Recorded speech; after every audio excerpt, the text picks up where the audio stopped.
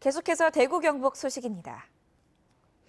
전국적으로 폭염이 맹위를 떨치고 있는 가운데 영천시 신령면 낮 기온이 40.6도까지 치솟아 역대 최고치를 기록했습니다. 영천 신령은 비공식 온도 측정 장비인 자동 기상 관측 장비 측정치로 지난달 27일 40.4도로 역대 최고치를 기록했는데 오늘 기록을 또다시 경신했습니다. 공식 기록으로는 의성이 40.4도를 비롯해 안동 38.8, 구미 38.1, 대구 37.5도를 기록했습니다. 잠시 주춤했던 열대야 현상도 오늘 밤 사이에 다시 나타날 전망입니다. 대구 기상지청은 내일도 오늘과 비슷한 기온 분포를 보이겠다며 건강관리에 각별한 주의를 당부했습니다. 지속된 더위로 배추와 무 등 채소 가격이 오르면서 7월 하순 기준 농산물 도매값이 평년보다 6.5% 올랐습니다.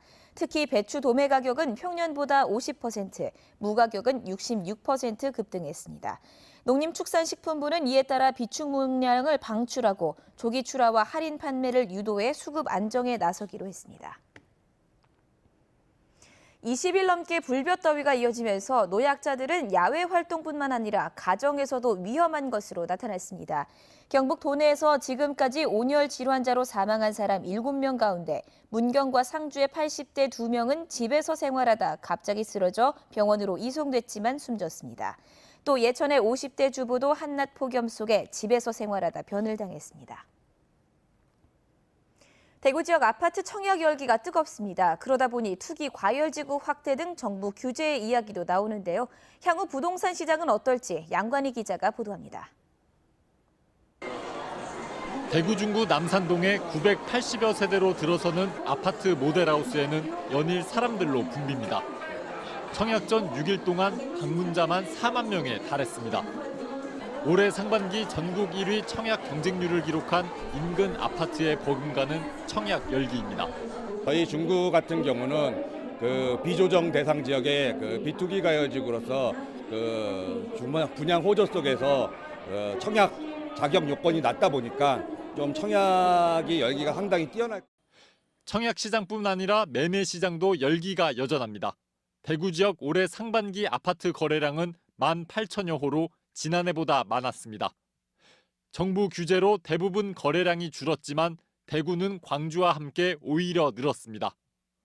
거래량과 함께 아파트 매매 가격도 올해 대구는 1.3% 올랐고 대구 수성구는 4.9%나 상승했습니다.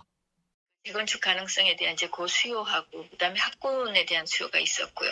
반면에 공급 부분은 그렇게 많지 않은 곳이고 가격 상승세가 좀 유지되고 있는 그런 상황이라고 봐야 되겠습니다. 다만 과열된 청약 열기로 수성구에만 내려진 투기 과열지구 등의 규제가 확대될 수도 있습니다. 과열화 현상이 나타난다면 대구의 경우에 또 추가 지정도 우려되기 때문에 사실은 또 투자자들 입장에서도 상당히 조심스럽게 접근하는 것이 맞지 않겠나 그렇게 보여집니다.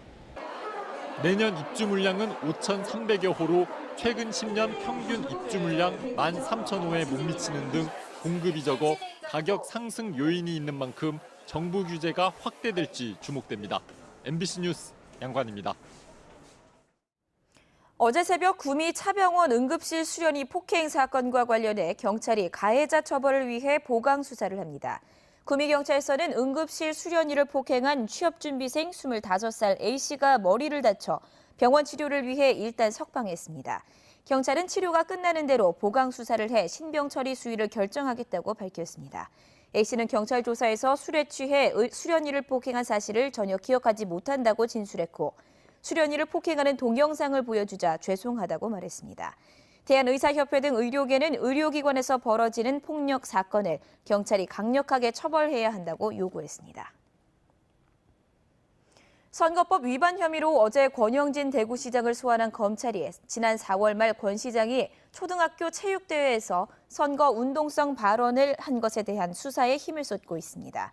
검찰은 이 부분에 대한 불법성을 확인하면 자유한국당 달성군수 예비후보 선거사무소 개소식에서 한 불법 행위와 맞물려 선거법을 연이어 위반했다는 점에서 처벌 수위가 높아질 수 있다고 보고 있습니다.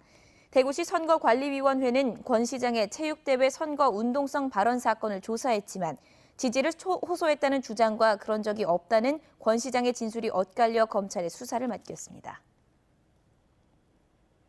대구의 한 사회복지법인 이사장이 횡령 등의 혐의로 경찰에 불구속 입건됐습니다.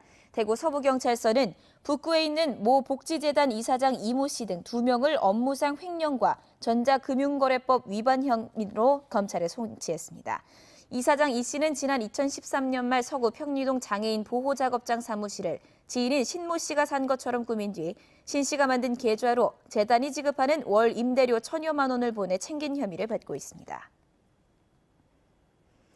올 들어 한우 가격이 꾸준히 강세를 이어가고 있습니다. 축산물 품질평가원에 따르면 지난 6월 한우의 평균 경락 가격은 킬로그램당 18,195원으로 지난해 같은 기간에 비해 9.2% 올랐습니다. 한우값이 18,000원을 넘은 것은 2016년 9월 이후 20개월 만에 처음입니다. 지난 6월 숫송아지가 평균 시세 412만 원까지 오르는 것을 비롯해 송아지 값도 지난해 같은 기간보다 5.4% 올랐습니다.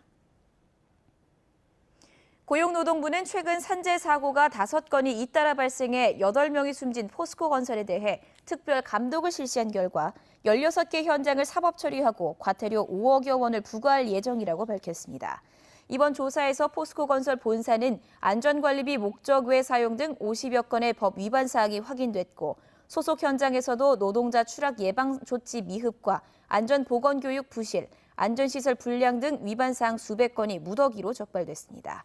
고용노동부에 따르면 포스코건설 안전관리자의 정규직 비율은 18%로 100대 건설사의 절반 수준에 불과한 것으로 나타났습니다. MBC 5시 뉴스를 마칩니다. 고맙습니다.